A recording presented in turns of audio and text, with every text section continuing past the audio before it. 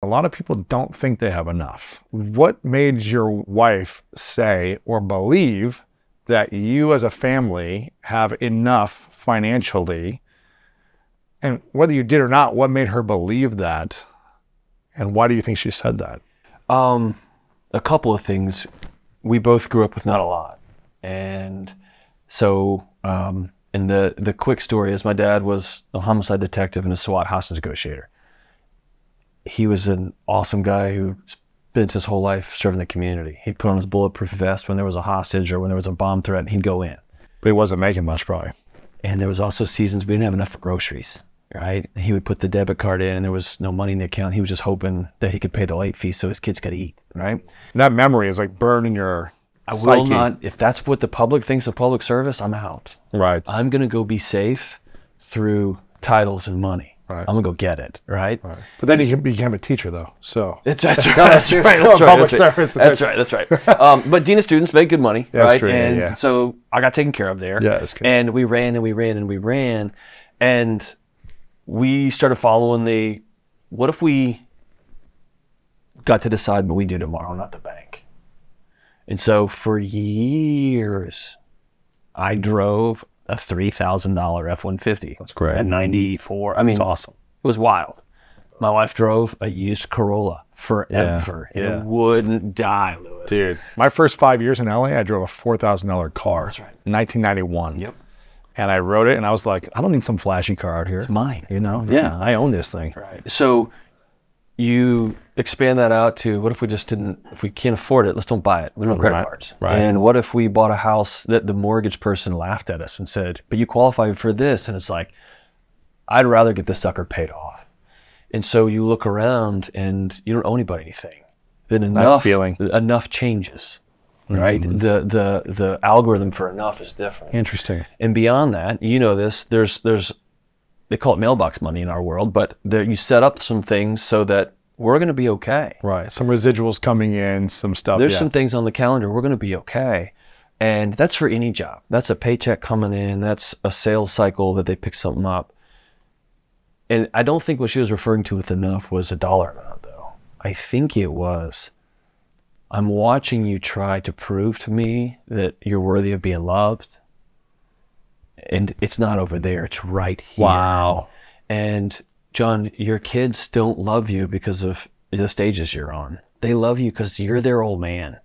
And they just want it. They want you. Because you're playing dominoes for an hour a night, or you're going to a baseball game and you're present. Yeah. It's not because you're traveling that weekend for My a gig. buddy invites me to some fancy deer hunt, and I say, I'll go, but my son comes with me. Right. And he's 12, right? Right, that's and cool. they're like, cool. Okay. So I think the enough thing was way less about ambition. My wife knows who she married, and she knows that. Yeah, you're driven. You're Yeah, and I like being in the middle of the mess. Of course. It wasn't about a dollar amount. It was about love is right in front of you, and you're doing everything you can to avoid this. On a scale of 1 to 10, how much do you believe you are enough? 10 being the fullest amount, 1 being 0. So this is about 6 months ago. I haven't told this one publicly. You ready for this? So about 6 months ago, my same counselor I've been working with, she's magic. And I work in the mental health world, and she's incredible.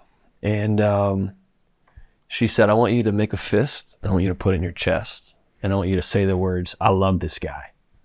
Lewis, I couldn't say it. Really? It was wild. I was like, I'm not saying that. At first it was, I ain't doing that. And then it was like, I can't do that. Wow.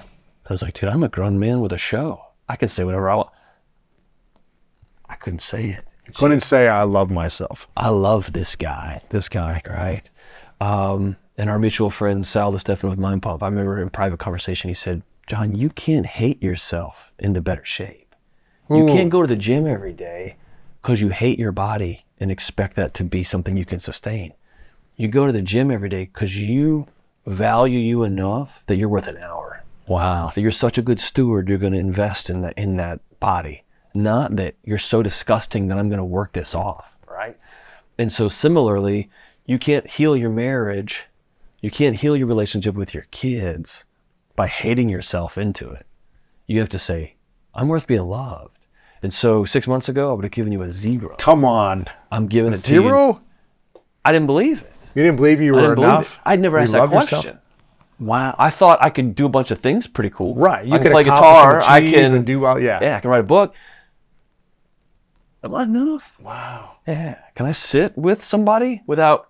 I bought into the lie, which is a common male lie, that my only value is utility. What can you do? What advice can you give me? And my wife was like, will you just sit with me? Will you just sit here? Right? And so now I'd tell you it's 9 out of 10. I think I've got value. I think I'm worth being loved. I'm still figuring out what that means and how to do that, but I know it's true. Wow. 6 months ago. Yeah, that was quick. How old are you now? I'm 45. 45. 2 kids. Married for how long? 21 years. 21 years. Yeah. And you Great did parents who are still married. They're 50-something years. I mean, I got friends, it all, dude. career. None but of that you matters. didn't have the skill set, the tools, or the ability to say, I love this guy. Well, and beneath that, and you and I both, we've talked about this privately, trauma disconnects you from yourself, right? It does.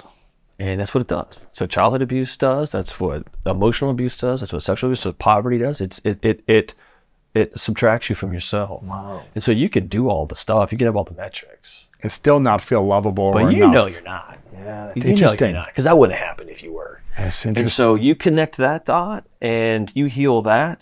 And then it's somebody asking that question. You say, oh man, I need to get some new skills. Because I know that to be true.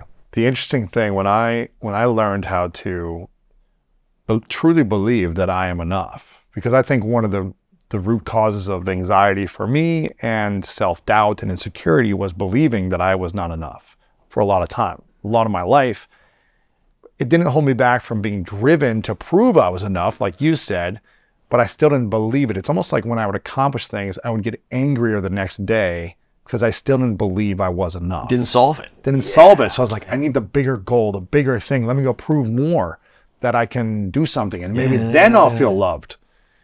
And it really wasn't until the last few years when I started to heal those memories of the past that caused me to think and believe that I wasn't enough.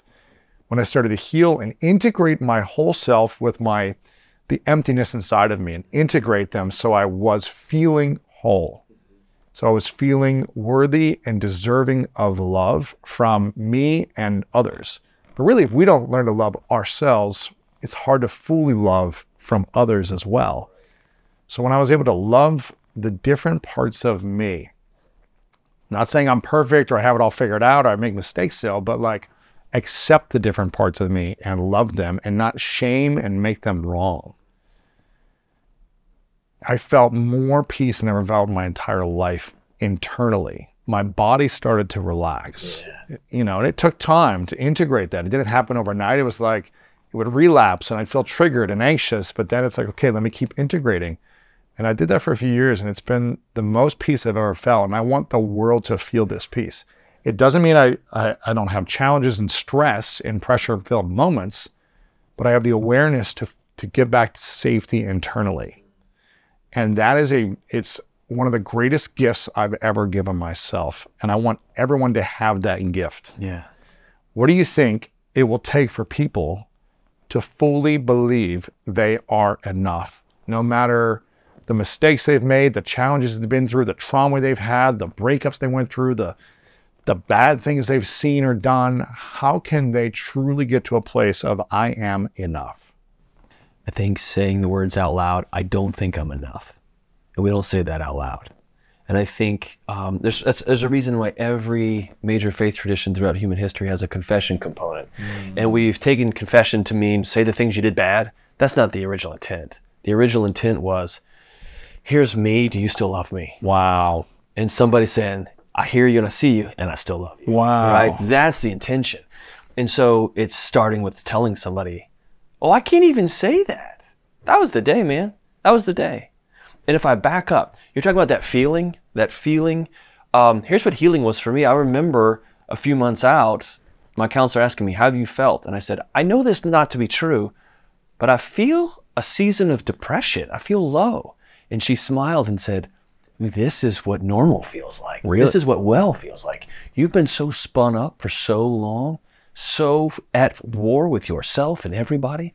Here's how this played out in my house. So here was my big dirty secret. I have a mental health show. I've got 2 PhDs. My wife has a PhD. She was Dr. Delony way before me, working with kids. And my daughter wouldn't hug me, Lewis. She wouldn't hug you? Nope. 4, 5, 6-year-old. She would play. At first, it was fun. It was a funny little game that we would play. She'd be like, "No, Dad, no hugs." But it became a thing. Where she would like go hug your wife, Oh, or like she hide would behind hug, your wife, and I'd come in and I'd kiss her on the head, and she'd throw a big old "Stop! Don't!" Really? Yeah, and you gotta understand, like, I don't yell. I don't beat my kid. I mean, I don't swear in my house. I mean, I'm a pretty boring, laid-back guy. And at first it was funny, and then it was like, I need to figure this out. And then it started to really bother me. And my wife, one day, in her very calm, quiet way, as she does, she's so wise, she said, "You're always preaching about neuroception, that scanner that's always scanning your environment. Am I safe? Am I safe? Am I safe?" She said, "What if that teeny tiny 6-year-old little girl, her body for some reason is saying you're not safe?" Wow. And I said, "I don't yell. I don't." She goes, "Yeah. But that nuclear reactor in your chest is alive and well." And that in combination with our conversation was, I'm going to go talk to somebody. And I said a sentence a few weeks ago that I had never said before, which was, "Will you get off me? Because now I'm her jungle gym." Okay? So healing in my house, I'm still learning, kind of like being on a boat all day and you get on the land and it's kind of wobbly. I'm still figuring out what that feels like. 45 years, man, of fight or flight. But my daughter feels it. And she's all in. And her body says, "That guy's safe. He's my home base now," right? And so I'm with you. I wish everybody could feel that. Why does my body keep identifying things in my ecosystem, in my environment, in my relationships that tell me I'm not safe? And that's the question we got to answer. So I'll say it this way, and it's a little dramatic and a little bold. If your body has identified you're lonely,